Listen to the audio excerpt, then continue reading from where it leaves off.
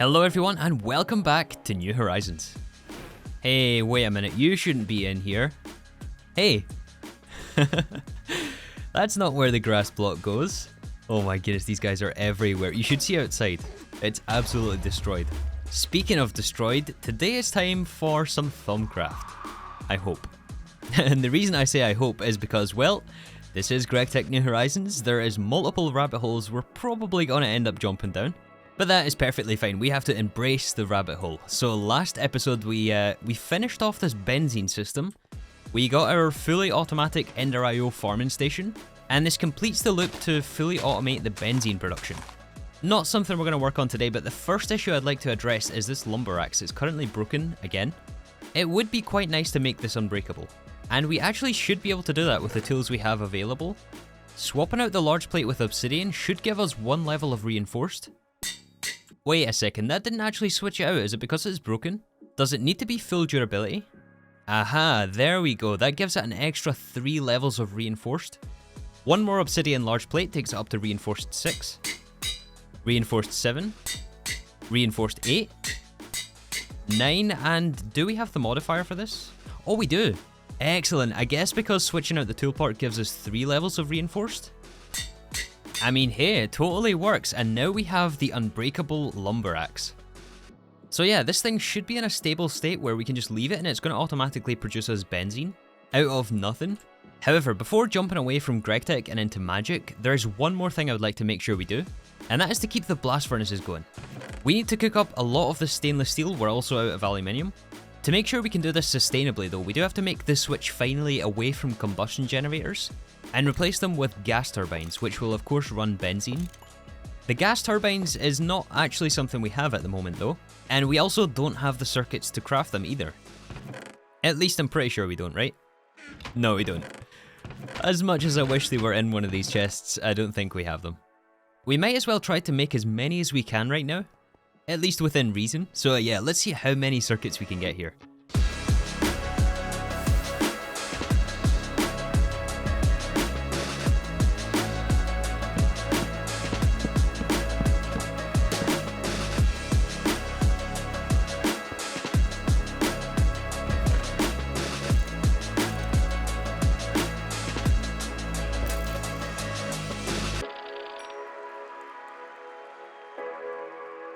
Well, we didn't quite get as many circuits as I was expecting.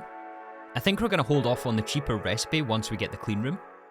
But we did get a solid 22 MV circuits, which we used to craft 4 gas turbines.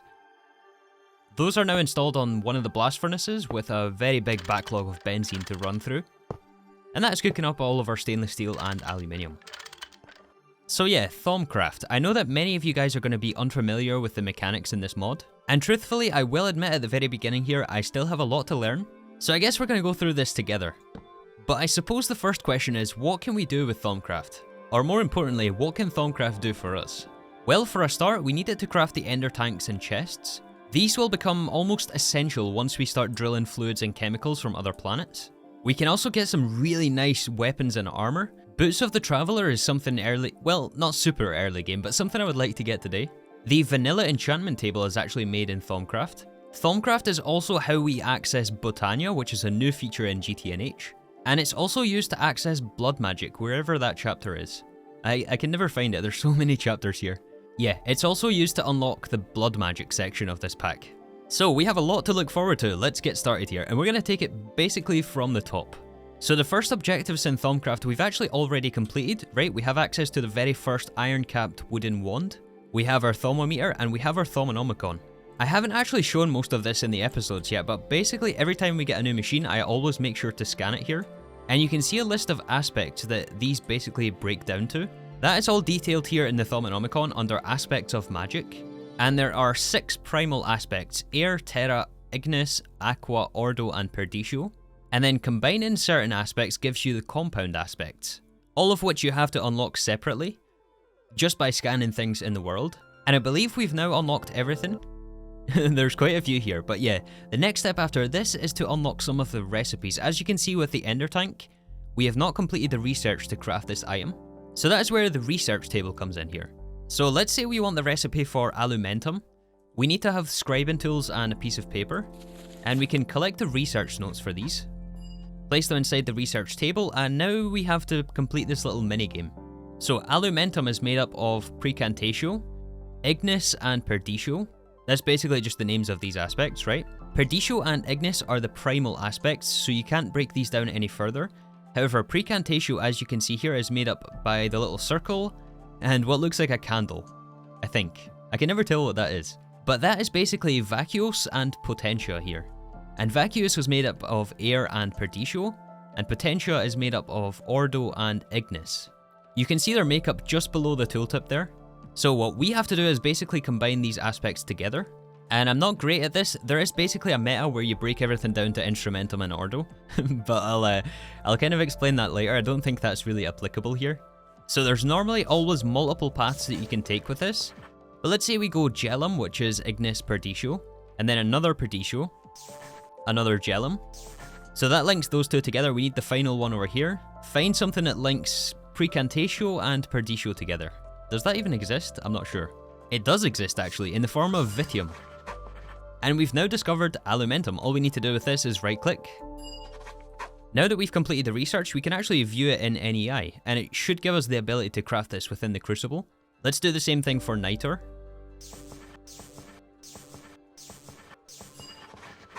And we have a bunch of other research here, which I have been doing periodically between episodes. And so now we've unlocked a bunch of other research here, which we can do in the Thaumonomicon. And this can go on for like hundreds of hours. There is so many things to unlock in research. This is also the point where I'd like to point you towards the spreadsheet linked in every episode description. The Shadow of X has very painstakingly put together a list of all the research in GTNH. Look at this thing, it's crazy. And this describes the effects of all the research. There is also all of the Thaumcraft tools here, the Thaumcraft wands, and all of their discounts, prerequisites, and requirements to craft them, as well as all of the aspects and ways to get them. This is pretty much the ultimate Thaumcraft resource for GTNH. I always have to give credit where credit is due, the community is just awesome. Anyways, on to the fun stuff here. So a couple of hours ago I went to scout the lands around our base, and I was on the lookout specifically for Thaumcraft nodes. These Thaumcraft nodes can spawn basically anywhere. We can also find them in the Twilight Forest, the Nether, almost every other planet. And these are made up of the different aspects that we saw earlier and researched. We didn't actually find as many of these as I would have hoped for, but every time you scan a node, it does actually add it to Journey Map. There's a toggle here in the full screen map. So for us to be able to craft anything in Thaumcraft, we have to gather the energy inside these aura nodes. And with these two node tapping researches inside the Thaumonomicon, we should be able to fill up our wand. So on the wand, you can see a bunch of values there on the tooltip. These correspond to the 6 primal aspects. This aura node we're next to here contains air and terra. I think that says 23 and 41, it's a little hard to read. But now that we have the research, we should be able to drain the energy and fill up our wand. Yeah, we did get a tiny amount of V right there, but we're currently capped at 25 maximum capacity for V storage. So our next objective is to upgrade the wand to get the higher capacity, and therefore be able to craft more advanced crafts within Thaumcraft. There's too many crafts in that sentence. So I flew around to a whole bunch of nodes that we had discovered and filled up the V in our wand. There is ways to automate this later down the line, but running around like this is just something we have to put up with right now. So yeah, the first thing we want to research and craft is the golden caps, which we actually only need to unlock the quest. We're going to be skipping the wand that the quest book recommends here. After doing multiple wand recharges, we picked up 2 great wood rods, which we do need here for the next wand. And after completing all of the relevant research, we've now unlocked the recipe for the iron-capped great wood wand, which, as you can see here, has a capacity of 50. So yeah, we got the great wood rod, we got 2 iron caps, we got 4 stainless steel screws, which is the reason I held off till HV before starting Thaumcraft. And the final 2 items here for this craft is going to be found in the Twilight Forest, actually. Yeah, we're after the next boss in progression, which I believe for us is the Twilight Lich. And I don't actually think we found the Lich Tower yet, we're after his bones. I don't suspect this will give us any trouble, especially with the crossbow. But we'll see how we fare here. I have died multiple times to the Lich in the past. Although saying that, the Lich does have some special mechanics which makes him kind of immune to just a straight damage check. Hello Witch, what do you have for me? Some silver? Kinda useless. Hey! I thought she was friendly there. That kinda scared me a little. Oh nice, some pumpkins. We're definitely going to grab these. We'll need these later on for Thaumcraft. Aha, we came across his domain. Let's see how we do here. Oh no. We haven't unlocked it. What do you mean? Okay, I think this is based on achievements, right? This is how Twilight Forest basically measures progress. Yeah, see, we have killed the Naga here. So what is preventing us? Do we need to kill another one? Is that what it is? So be it. Alright, there is the achievement. Okay, now we should be able to access this Lich Tower. Yeah, see, normally when we come here we have flight, but since that's not the case, I think we just skip all the tower and just go straight to the top here. Should have brought some potions, I feel, for this. This is not ideal. Let's make sure we have an escape route. The extra heart here definitely help us out. We have to knock his pearls back at him. And that should disable his armor. Oh, it's disabled already. Nice. Well, that was easy. And we are after the Lich Bones. Only 3? Oh, come on. The quest wants 4? Of course it does. Okay, we're gonna have to find another Lich Tower. Yeah, begrudgingly I did travel halfway across the Twilight Forest to find another tower. And confront another Lich. Where we collected his bones, no problem. And headed back to base to craft a new wand. Okay, I'm not gonna lie, that took me over 45 minutes to go and kill the Lich. But our patience actually paid off. Check this out, we were able to find some Thaumium. We of course got the 2 trophies, we got some extra Naga scales, some candles, which will be useful today. Alumentum, we found this along with some witches. And we even got ourselves Salus Mundus. I didn't actually think we could find this. Oh yeah, and of course plenty of pumpkins and books. There was a really big library in one of those Lich Towers. Oh yeah, and there was also this Eldritch Eye. It's kind of a curious item, I'm not actually sure what this is used for. I assume it's going to be useful though. So yeah, now that we've killed the Lich, we can craft the Iron-Capped Greatwood Wand. This is a huge step forward in Thaumcraft progression. We've unlocked the next 2 quests here, and I think the next thing we want to pick up is the Goggles of Revealing. This does require its own research, which we've already completed, and also 30 of each aspect, which we can now handle with our new wand. It does unfortunately mean a lot more running around. With the power of editing though, our wand is now sufficiently charged. Man, I wish I could do that in real time. Progress on this episode, it's safe to say, has been super slow. Not that I'm actually in a hurry. So, to craft the goggles, we need a bunch of gold, 2 extra thermometers, and hardened leather. And thank goodness there's been some tanned leather outside here for the past, I don't know how many hours. It's been there for a while, this is really paying off now. And then I think it's through the Formin Press? Do we have a Formin Press? We do have a Formin Press. Oh yeah, I guess we can probably scan the new wand. There is something quite satisfying about the slow pace of GTNH, I won't lie. It makes crafts like this all the more rewarding. The benefits to the goggles though are actually twofold. I can see everything. Actually, they're threefold. No pun intended. The first benefit is that we look very snazzy. I think we need the rest of the armor set though to complete the look. The second benefit is that we can actually see the aura nodes without having to use the thermometer. We can see exactly what they contain. But the third and probably most important benefit to Goggles of Revealing is the fact that we get a V discount of 5%. So effectively we use less V inside the wand when we craft. And discount is something that we'll be chasing quite heavily here in the next little segment of this video. However, I wanted to show you guys this little area that I've been working on. So this is our main machine room down here, right? Well, I've been doing some base expansion. Nothing fancy right now, it's just basically some corridors. But this is going to eventually... Oh yeah, check this out. This was the... You know what this is? This is actually where we collected oil from. This was the original oil spout. I did not expect to run into this right here. Anyways, yeah, this leads around 260 blocks away. I'll show you. If we keep running here, it's all going to make sense. This way actually leads down to the X, right? This is the main intersection that we built a couple episodes back. This is benzene down there. And then all the way at the bottom of this intersection, 260 blocks this way. I'm glad I got some concrete down. This is going to be the site of our new Thaumcraft area. And sure, it's not much right now, but it's the potential of what it could be that's exciting. I think we're going to dramatically change up the theme and make this really magical. It's going to take some time though. Right now though, we have to take a look at some new mechanics within Thaumcraft to get the boots of the Traveller. Well, first of all, we need the research for this, right? But this is also crafted in the Runic Matrix. The Runic Matrix is where things get interesting. Oh man, I'm loving these goggles. That's so awesome. I think it fits my own skin so well. Snazzy, right? Hold on a second. Look what we got here. So another Enderman decided to show up in our base. Who's apparently now inside a block. But you guys commented that we could actually re-roll him if we cycle him in and out of the soul vial. And potentially end up with the regeneration trait. Hold on, I can't see here. Wayla is in the way. Quicksand Alchemist Cloaking. Not what we need. There he is. I don't think you can re-roll their infernal traits once they're already infernal. I think you can only re-roll from regular mobs to infernal mobs. So yeah, we're now on the path to the Runic Matrix, and for this we need to craft some new items. And all of this starts with some research. First of all, the research for thaumium. Essentia distillation. Infusion. I guess while we're looking at this, that's not the one I wanted to go for, but we're gonna need this regardless. I am awful at this research shenanigans. There we go. Alright, we got the recipe for infusion. One of the other main recipes we need to unlock is balance shards.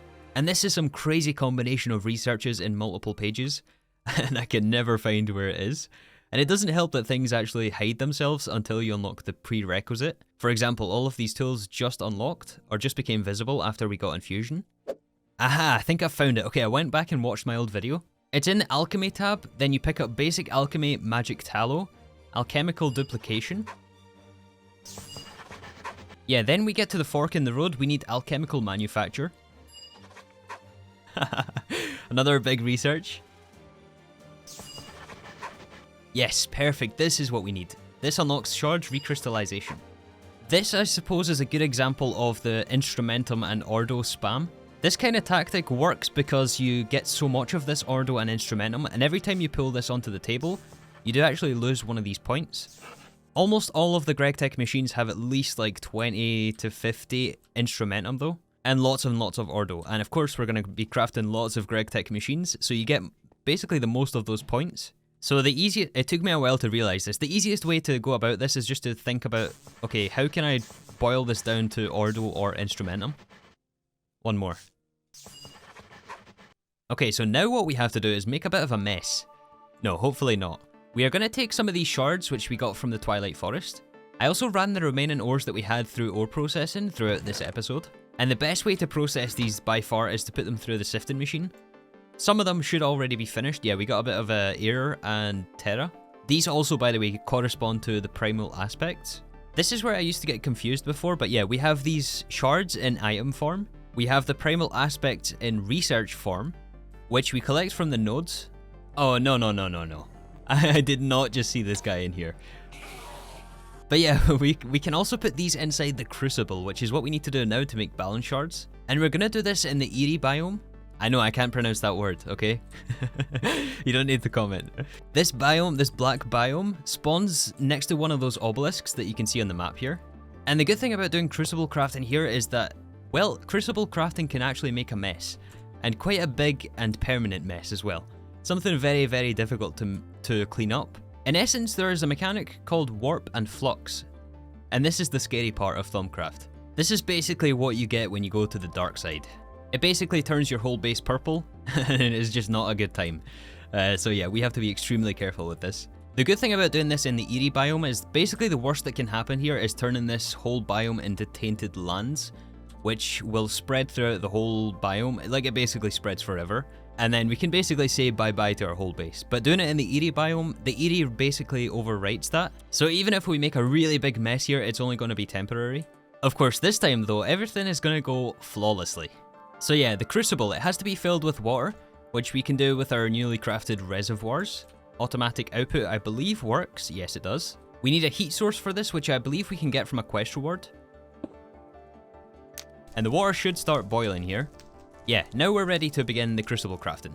I have learned a valuable lesson from the past in that we do not want to throw any of our tools or armor into this thing.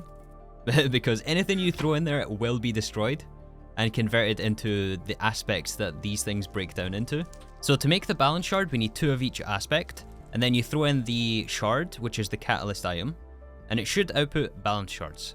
As far as I know, there's no perfect way to do this, so we're going to be left with some excess in the Crucible, and the excess is what will bubble to the surface and eventually become flux, and that's kind of what we don't want, right? However, there is actually a neat solution. If we do 4 of each of the shards, just make sure we get all of them. Yeah, there should be 6. That gives us 4 balance shards, and then we throw in 5 iron ingots. That also gives us 5 thaumium. We're left with 20 of the vitreous in there. And because we got shard recrystallization, we can throw in another 5 dust.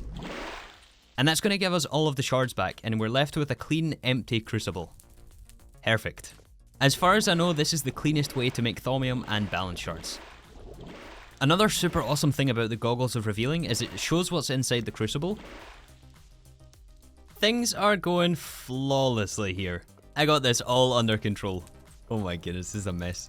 I think I was too busy talking during recording and I threw them in the wrong order or something. Maybe I missed a shard or something like that. The best way to get rid of it though is just to leave it and it's going to decay on its own, which is also the reason why you have to be a bit quick when you're crafting. But yeah, now that we know how it's supposed to work, let me get all we need from this crucible here. Yeah, don't look at this, don't look at this.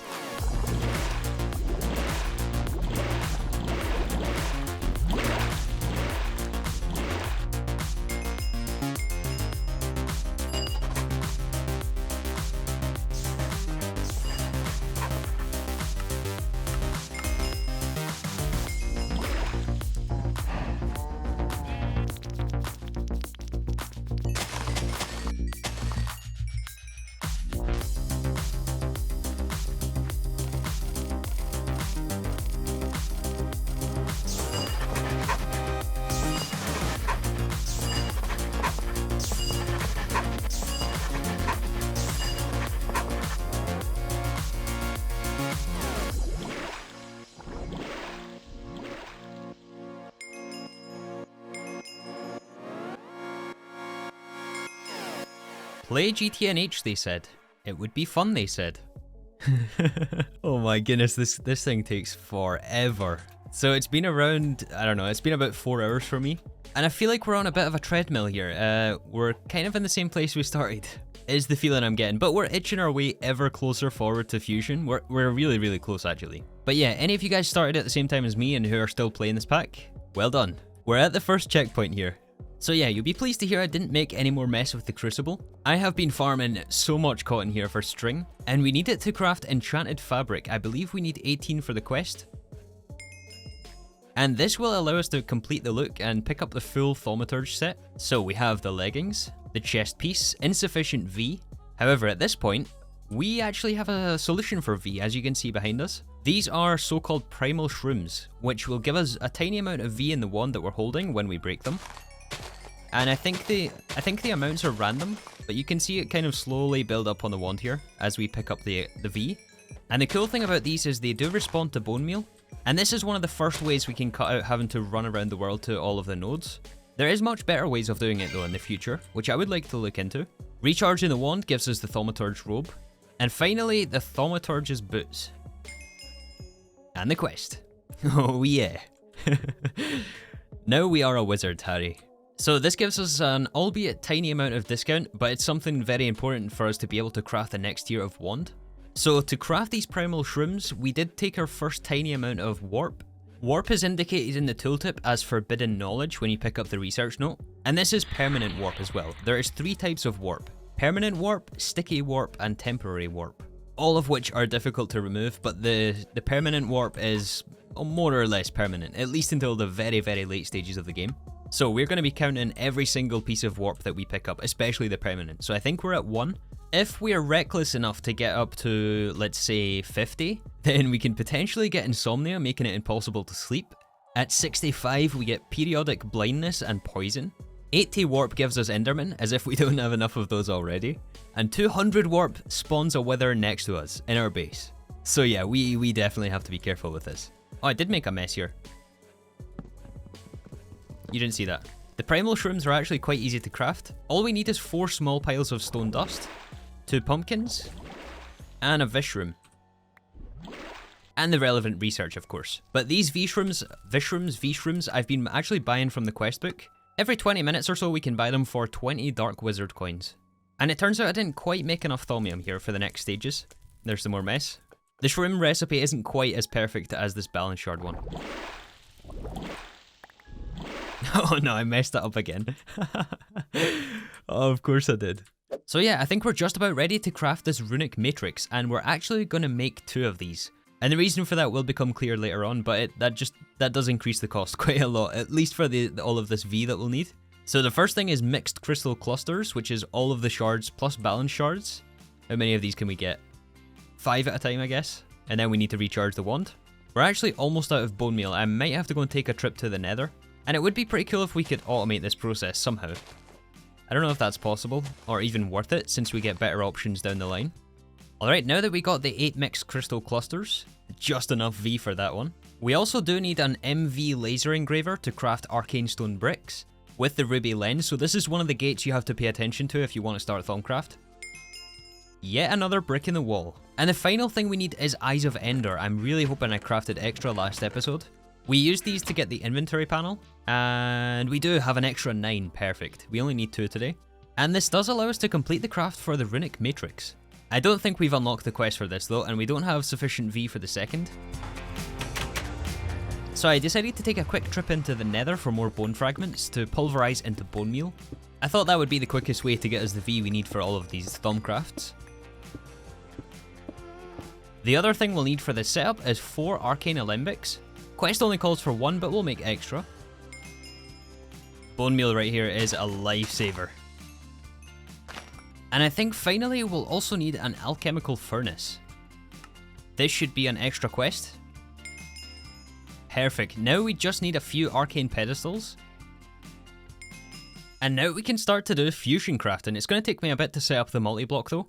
I realised we're also missing the research for Boots of the Traveller, which will be our first craft. Yeah, it doesn't look too bad here. Hey, so we've built the Infusion Roller for the second time. And you might notice some extra space on the left side of this room. The Infusion Roller used to sit directly between 2 chunks. That is now no longer the case and is now situated in the middle of the chunk, since the whole room has been moved over 7 blocks. And I was trying to come up with a million reasons to justify to myself why I shouldn't do this. And it was as painful as you might think as well, trying to move a whole room 7 blocks. While I couldn't find any concrete evidence to suggest this would become a problem for Thaumcraft, it does have some very severe knock-on effects to the rest of our base, or what will be the rest of our base in this whole space that I'm running down. So yeah, you remember X marks the spot? Well, that's now been moved to the left 7 blocks, and therefore this whole triangle is going to have to also be moved 7 blocks. And also this corridor is going to be moved over 7 blocks. And the reason for that is for applied energistics. Basically, I want the controller in the center of the chunk, and I also want it lined up with this corridor. Either above or below, I haven't quite decided yet. But yeah, that was a very difficult decision to make. I think something worth pointing out. And again, going back to my own advice, it's good to fix that sort of situation as early as possible, before we build a bunch of stuff over there and flesh out the Thaumcraft room and then have to move it. On a slightly more positive note though, we do have some more HV circuits, which we're going to use to craft the HV emitter, and also the HV sensor, which should be You're Gonna Hate This in HV. The quest that is. Right? You're gonna hate this. Actually, I love this. If it wasn't already obvious. The You're Gonna Hate This quest is necessary to unlock 3 + 4 carry the 2. This quest here for the Arcane Abacus. The Abacus is the reason we crafted the second runic matrix. We need 6 thaumium rods. And I think we should have the rest, right? Yeah. We want to make sure we swap into our Thaumcraft gear. By the way, I'm not sure if there's a way to directly swap. Shift clicking only seems to swap 1 armor piece at a time. Didn't there used to be a way to switch all of the armor set, or I guess that maybe was from a different mod? Anyways, we got 6 thaumium rods, the runic matrix, the HV sensor, and the HV circuit, and 50 ordo. Wow, that's expensive. It's going to give us the Arcane Abacus. And the quest. So what's so cool about this abacus? Well, this thing will tell us the stability of the runic matrix once we actually activate this thing. Doesn't activate? Oh yeah, of course, it costs V to actually activate this thing. We have to refill the wand. Okay, now it should form the multi-block, right? Right? Game? Oh, it was the torches in between. I guess that interfered with the multi-block there. Honestly, probably one of the best looking multi-blocks in modded Minecraft, just period. So what the abacus does when we click it on the altar, it gives us a stability value, and it looks like we have a stability of 11. Infusion crafting is not without risks. The entire process involves forcing vast energies into a single object. Unpredictable things tend to happen. You wish to keep the entire fusion structure as symmetrical as possible. So symmetry is one of the ways we can boost infusion stability. And you remember those candles we got from the Twilight Forest? Well, those are one of the infusion stability items. And so long as we have them symmetrical here, we should see an infusion value boost when we activate the abacus. We don't. I guess it wasn't really enough to take it over the threshold. But this is also where we can use the quicksilver blocks from mercury solidification. And I also found these gold etched obsidian blocks, which are actually very easy to craft, just some gold and obsidian. And apparently this also counts as an infusion stabilization. It's something I want to try now that we have the abacus. I've never actually seen these before. Okay, do we get any extra stability? We do. Oh, that is awesome. These are arguably easier to get than quicksilver. Perhaps it's something we can hide under the floor, as long as you keep it symmetrical around the 4 axes of the altar. But why do we need stability? Well, that's kind of an obvious question, but in the context of Thaumcraft, why is it important? Some of the fusion objects will get knocked off their pedestal, or flux gets generated, and flux, of course, will turn this whole place purple, as we mentioned earlier. The Boots of the Traveler recipe is a relatively safe recipe. Every recipe is unique, in that it's given an instability value, and as so long as you meet the stability value on the matrix, then you should be pretty much 100% safe, so long as you have the input items, which brings us on to this furnace over here. So inside the recipe here, we also need to collect the aspects. We need 25 volatus, 25 air, 25 iter, and 5 aqua. To get those aspects, we can melt various items down in this alchemical furnace, and it's going to convert it down into their aspects, and deposit them into the Arcane alembics. So I think the best source for iter is ender pearls. It's the red one in the middle. And each pearl gives us 4 at a time. Yeah, then we can collect it into warded jars from the Arcane alembics. And this will fill the jar with iter. And if this is in range of the altar when we start crafting, it's going to automatically pull from the jar. To basically lock the jar to iter, we can put on a warded label, or a jar label. And this means that only iter is allowed to enter this jar. And then we also have some precantatio and whatever this is, alienus. This is just some excess from the ender pearls, which we don't need it in the Boots of the Traveler, but we still have to collect from the alembics. We will definitely use these at some point though. Alright, and then we also need the aqua, air, and volatus, which we can get from feathers and sugarcane. Alright, that should be all the aspects we need. 25 iter, air, volatus, and 5 aqua. So finally, all we need is the input items themselves, which go on the pedestals in the altar. And these we also want to be symmetrical. Yeah, so I guess it's going to be like this, slightly offset. These don't have a set position they have to be in. Oh my goodness, you see that guy over there? As long as we don't look at him, we're okay. But he scared me so much. Okay, boots in the middle. Yeah, 2 air clusters, a feather, and a fish. So long as we haven't messed anything up, I can see that creeper back there. We should be able to craft Boots of the Traveler. Here we go. So the first phase of crafting is going to pull the aspects from the jars. Oh, that creeper is making me nervous. Once it pulls all the aspects, it's going to start to pull in the items from the pedestals. And then it should output the finished product in the middle there. Oh, this looks so sweet. Oh, I love this. Here we go, final item. Boots of the Traveler. Alright, let's try these things out. They're not as fast as I remember them to be. But they're still good. They are still good. Oh, and we get a nice jump boost as well. That's awesome. Yeah, jump boost and step assist without the annoying piston boot sound. This sound right here when we jumped, that was really getting old. But now we look snazzy when we're walking as well. Although we don't get the V discount that we do with the Thaumaturgist set. Anyways, I think this is also a good point to wrap up this episode. We achieved our goal breaking into Thaumcraft today. Oh, actually, you know what? Let's end with a loot bag. We got a magic novice. It gave us a book. That's kind of useless. I bet there's a few more in here actually that we can get. The hungry chest. It gave us the hungry chest. Oh, actually, and some mob skulls. Mob skulls can also be used to boost stability. I guess we can put these around the altar. Oh no, I think I just looked at the creeper. He's after me. Oh, he is after me for sure. Thank you guys so much for watching, and I'll see you all in the next episode of New Horizons. Look at him, he's still chasing us.